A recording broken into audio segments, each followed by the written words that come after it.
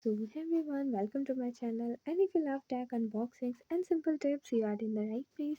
So, in today's video, I'll show you how to fix the Snapchat Snap not loading problem.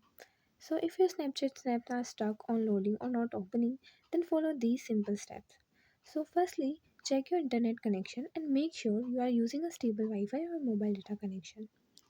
And put your mobile phone on airplane mode for a few seconds and turn it off. And if you still face the problem, then open the settings app. Now click on the apps option, click on Snapchat, click on storage and cache, tap on clear cache. Now go back to the home page and open the Play Store and at the bottom tap on the search icon and search for Snapchat and update it if not and reopen your Snapchat. And yeah, that's it. And if you find the information given in the video helpful, please like the video, subscribe to the channel, and press the bell icon for more updates. Thank you.